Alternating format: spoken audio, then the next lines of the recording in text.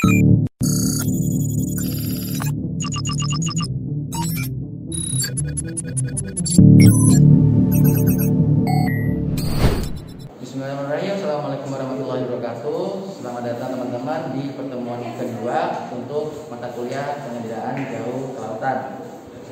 Jadi izinkan saya dulu untuk membuka masker agar suaranya lebih jelas. Oke, pada hari ini kita akan membahas mengenai 4 hal sesuai yang ada di RPS. Yang pertama adalah definisi pengendaraan jauh, yang kedua pengantar proses penginderaan jauh, yang ketiga konsep penting dalam penginderaan jauh, dan yang keempat adalah pemantauan menggunakan penginderaan jauh. Nah, untuk materi yang pertama ini akan disampaikan oleh Carla dan Dedi. Nah, pada Carla dan Dedi kami persilakan. Sebelumnya perkenalkan, nama saya Dedi Kurniawan dari Prodi Ilmu Kelautan. Nama saya Carla Devanda. Nah, yang pertama kami akan membahas tentang definisi dari penginderaan jauh. Nah, yang diawali dengan Carla. Baiklah, sini kami akan menjelaskan tentang definisi penginderaan jauh. Sebelumnya, menurut definisi penginderaan jauh menurut Lisen dan Kiefer pada tahun 1979, penginderaan jauh merupakan ilmu dan seni untuk memperoleh informasi tentang suatu objek, daerah dan gejala dengan jalan menganalisis data yang diperoleh dengan menggunakan alat tanpa bentuk langsung terhadap objek, daerah dan atau gejala yang dikaji. Dan menurut Colwell pada tahun 1984, penginderaan jauh adalah suatu pengukuran atau perolehan data pada objek di permukaan bumi dari satelit atau instrumen lainnya di atas atau jauh dari objek yang diindra. Oke, nah guys, selanjutnya penginderaan jauh ini merupakan sistem untuk memperoleh informasi. Nah, tentang objek atau daerah karena merupakan sebuah sistem. Nah, berarti penginderaan jauh ini disusun oleh beberapa komponen. Nah, komponen yang didukung menurut karya Susanto tahun 1994 ada beberapa komponen, yaitu ada 6 komponen. Yang pertama itu sumber tenaga, atmosfer, interaksi, tenaga dan objek, sensor, peroleh data dan pengguna data. Nah, yang pertama itu tentang sumber tenaga. Nah, sumber tenaga kita bisa ambil dari ambil dari matahari. Nah, kenapa? Secara alamiah sistem pasif maupun sistem aktif, sistem pasif tenaga yang dipakai dalam tenaga elektromagnetik yang berasal dari matahari. Nah, sedangkan sistem aktif tenaga yang digunakan adalah tenaga buatan atau berupa gelombang mikro. Yang kedua, atmosfer. Yang digunakan yaitu elektromagnetik ini yang mampu melalui atmosfer yang dapat mencapai permukaan bumi. Nah, disebut dengan jendela atmosfer. Selanjutnya komponen interaksi tenaga dan objek. Nah, komponen ini interaksi dengan elektromagnetik dengan benda-benda yang ada di permukaan bumi. Nah, terjadi dalam 4 bentuk, yaitu penerusan, pantulan, scattering, dan penyerapan. Selanjutnya ada sensor. Nah, sensor ini adalah alat yang digunakan untuk melacak atau mendeteksi dan merekam suatu objek. Nah, semakin kecil objek yang didapat dan direkam sensor, semakin baik resolusinya. Nah, selanjutnya adalah perolehan data. Nah, perolehan data ini teman-teman atau mengekstraksi data dari citra yang memperoleh atau dilakukan secara manual, yaitu dengan interpretasi visual, foto udara pada umumnya, dan diinterpretasi dengan cara itu. Selanjutnya adalah penggunaan data. Nah, penggunaan data ini keberhasilan dari penginderaan jauh sendiri yang bergantung atau diterima atau tidaknya hasil dari penginderaan jauh atau data-data yang dikirimkan dari satelit dan dipantulkan lagi ke bumi. Nah, selanjutnya dari Carla. Baiklah, di sini saya akan menjelaskan tentang terjadinya penginderaan jauh. Yang pertama yaitu dari cahaya matahari. Cahaya matahari itu dipantulkan menuju ke suatu objek. Di sini ada objeknya rumah, jalan, rumput, pepohonan atau air. Jadi dari objek yang dihasilkan ini dipantulkan menuju ke satelit dan menghasilkan data untuk yang diperoleh dari fasilitas pengolahan data. Selanjutnya itu turun ke citra dan sistem analisis citra. Selanjutnya mendapatkan informasi lalu dapat digunakan. Oke, sekian dari kami. Semoga bermanfaat bagi teman-teman semua. Assalamualaikum warahmatullahi wabarakatuh. Perkenalkan, nama saya Gusti Gilang Arya Mukti. Perkenalkan, nama saya Romi Hidayat. Oke, jadi di sini kami akan menjelaskan tentang pengantar proses penginderaan jauh. Nah, saat kita berbicara tentang penginderaan jauh, apa sih yang terpikir di pikiran kalian masing-masing? Nah, jadi penginderaan jauh sendiri itu adalah suatu cara untuk melihat dan mendapatkan informasi dari mengenai suatu objek tanpa kita harus pergi ke tempat itu dan pergi langsung ke tempat itu atau daerah tersebut. Nah, jadi di sini ada gambar itu tentang proses penginderaan jauh.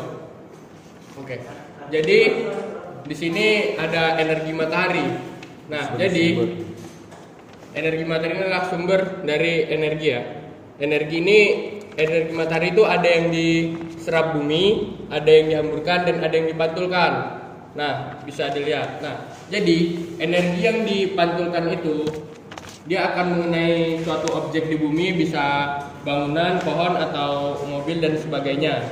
Nah, lalu dia akan dipantulkan terus kayak mengirim sinyal ke atas gitu sampai ke wahana. Nah, wahana ini ada bermacam-macam. Contohnya ada drone, ada satelit, dan ada pesawat udara. Nah, setelah sinar matahari tadi dipantulkan dan sampai ke salah satu dari 3 wahana ini, maka dia akan lanjut ke sini. Nah, oke, selanjutnya akan dijelaskan oleh saya. Nah, tadi setelah cahaya dari energi dari matahari dipantulkan, diserap atau dipantulkan dari bumi, nah lalu akan berubah menjadi energi elektromagnetik yang akan diserap oleh satelit, drone atau pesawat udara. Nah, lalu yang dari satelit ini, pesawat udara atau drone, nah di sini akan dipantulkan kembali ke bumi. Ya, lalu diserapkan oleh sensor yang berada di bumi atau namanya ground station. Nah, hasil dari ini dia berupa output dinamakan dengan citra. Nah, dari output ini dia dalam bentuk coding atau sinyal, lalu diproses oleh user. Nah, dari user ini akan diproses untuk mendapatkan hasil dari satelit yang akan diproses seperti gambar seperti berikut.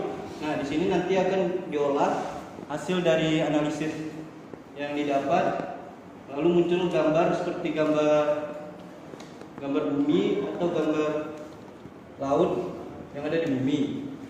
Nah, contoh hasil yang didapat itu seperti kita mengolah data dari Gepco atau Copernicus. Nah, di situ data yang didapat itu dari satelit yang menuju ke ground station. Di situ dalam bentuk entah. Nah, lalu di situ akan diproses untuk menghasilkan suatu output atau gambar. Oke, nah untuk tambahan, jadi kenapa penginderaan jauh ini sekarang bisa jadi seperti ini? Nah, jadi penginderaan jauh itu pertama kali digunakan itu pada saat Perang Dunia 1 dan 2, itu untuk memata-matai musuh, memata-matai sekutu. Nah, jadi dulu tuh pas perang dunia ke 1 dan 2 itu satelitnya belum ada, dia menggunakan pesawat udara. Nah, jadi kalau pesawat pada saat perang dunia 1 dan 2 itu di bawahnya ada kamera dia untuk memata-matai musuh. Nah, oke. Kayaknya sekian saja presentasi dari kami. Terlebih terkurang kami mohon maaf. Kami tutup dengan wabillahi taufiq wal hidayah. Assalamualaikum warahmatullahi wabarakatuh. Assalamualaikum warahmatullahi wabarakatuh. Saya Siti Ramadhani Masda Dan saya Delvian Juliardi akan menjelaskan tentang konsep penting dalam penginderaan jauh. Yang pertama adalah tenaga. Tenaga yang di sini adalah pasif, menggunakan tenaga cahaya matahari atau bulan, dan aktif menggunakan tenaga cahaya buatan. Tenaga dibutuhkan agar objek permukaan bumi dapat terlihat jelas oleh sensor. Yang kedua, atmosfer, membatasi elektromagnetik, pengaruhnya merupakan fungsi panjang gelombang. Yang ketiga, objek, sasaran dalam penginderaan jauh seperti atmosfer, biosfer, hidrosfer, dan litosfer. Yang keempat, interaksi tenaga dengan objek. Pengenalan objek dilakukan dengan mendidik karakter spektural objek yang digambarkan pada citra dan juga dengan menyelidiki karakteristik ukuran dan pola. Yang kelima, sensor fotografik, kamera yang bekerja pada spektrum tempat mata hasilnya foto atau citra.